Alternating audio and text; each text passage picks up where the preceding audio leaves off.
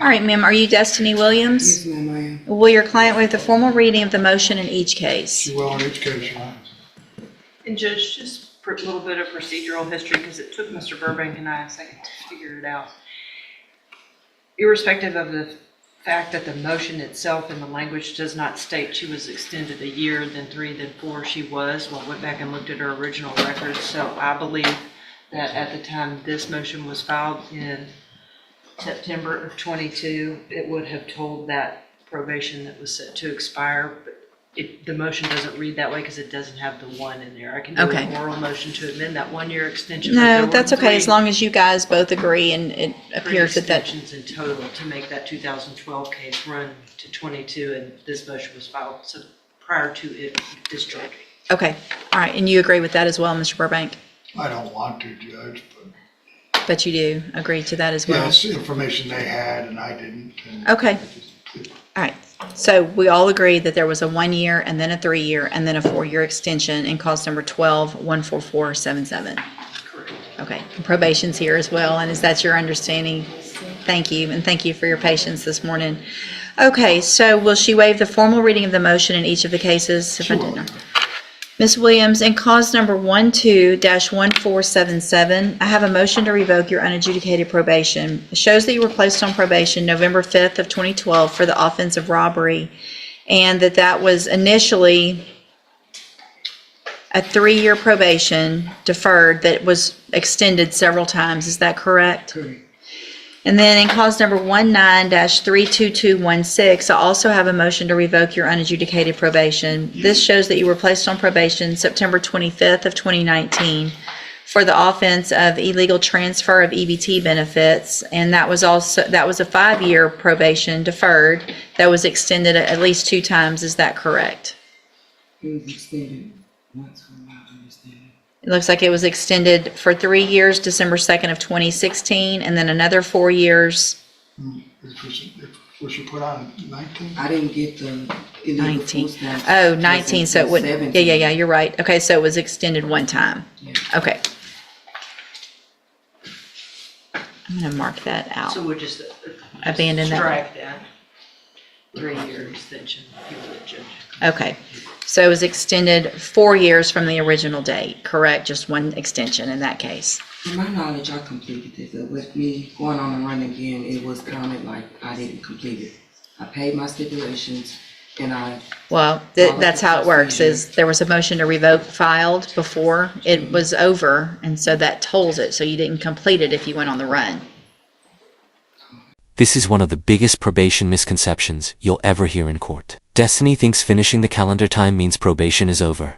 But legally, once a motion to revoke is filed, the clock basically freezes. The second she admits she went on the run, the judge's entire tone changes. Suddenly, it's no longer about paperwork.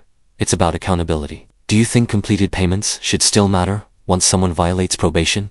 Or should the court ignore all prior effort? Right? Completing it means you successfully complete probation, doesn't just mean the not time all- passes. Well, just the food stamps. I signed paperwork saying that I completed that part of it. And I was off my case for a whole year, from my understanding is what my probation officer had me sign. But yes. So probation's here. Ma'am, if you'll just please state your name for the record. Alexandra Robinson.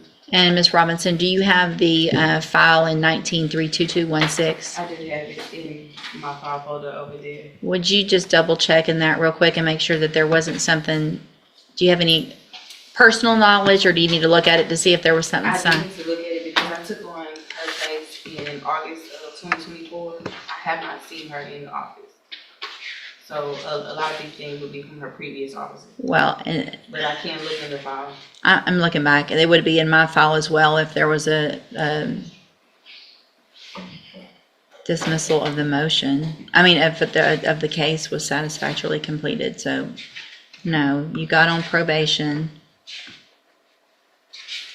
September 19th of 2019. There was an order of deferred adjudication. There was an administrative hearing in August of 2022.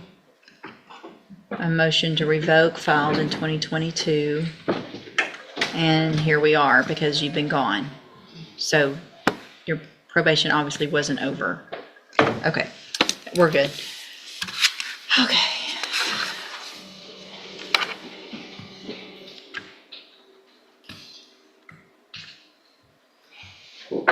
And is there no agreement?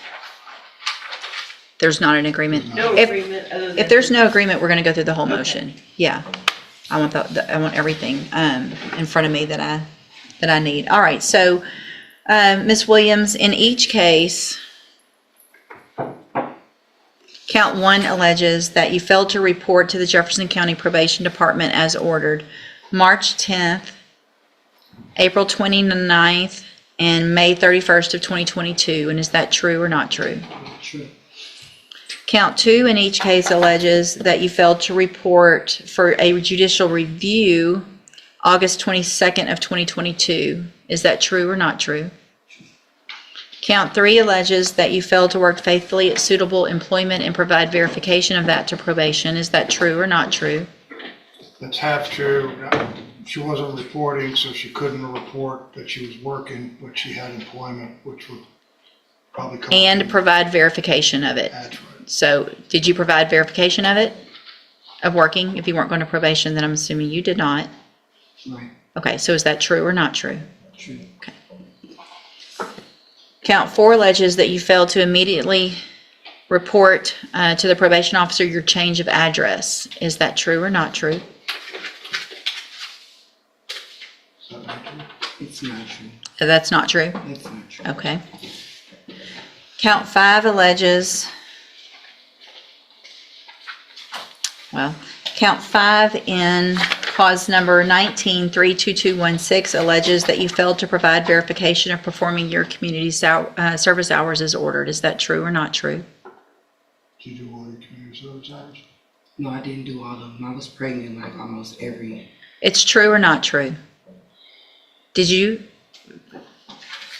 fail to provide verification? This is in the illegal transfer of EBT benefit case. What about it? It alleges that you did not provide verification of performing the community service hours as required. Is that true I or didn't not complete true? all of my community service, but I was doing. Is it community true service. or not true?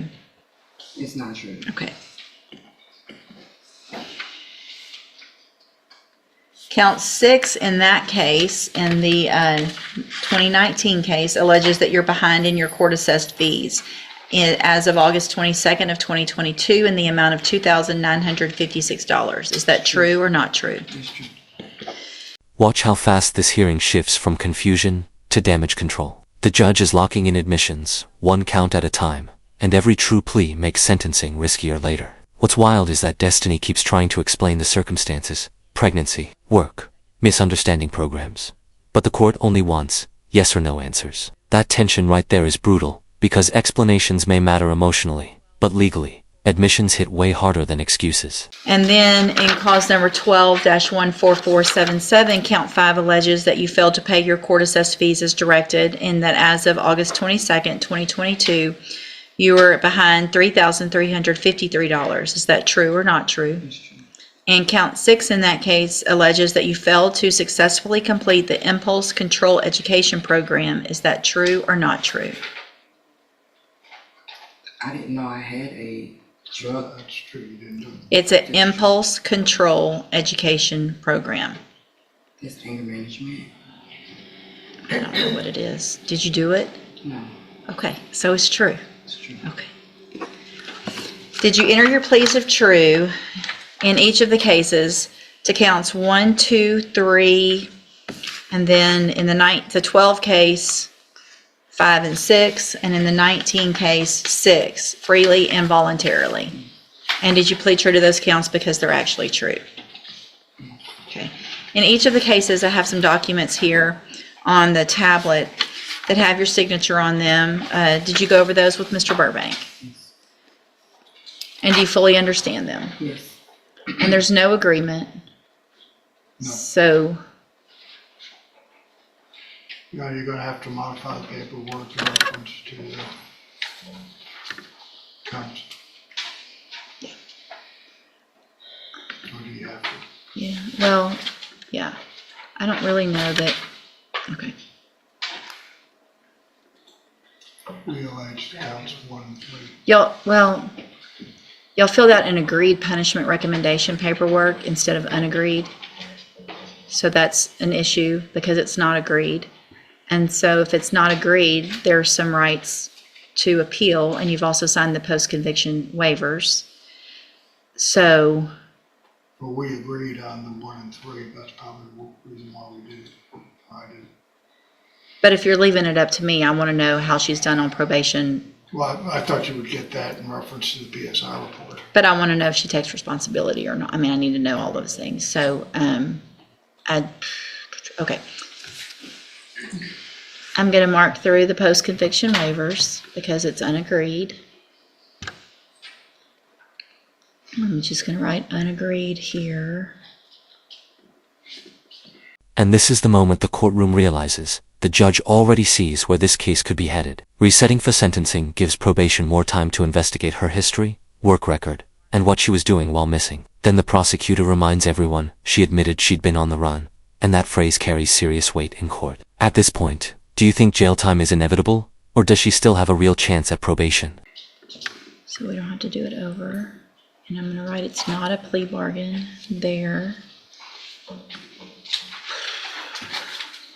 State tenders number 1 in each case. Did I already do that? No objection, statesman.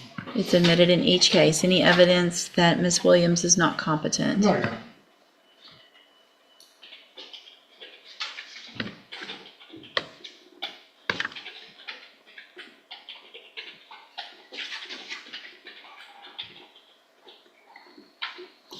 All right. I'm going to find that you entered your pleas of true to the counts you pled true to in each case freely and voluntarily. Find those counts true in each case.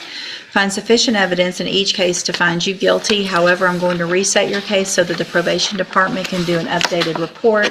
That'll give me more information about you and your cases, and then we will come back later for sentencing.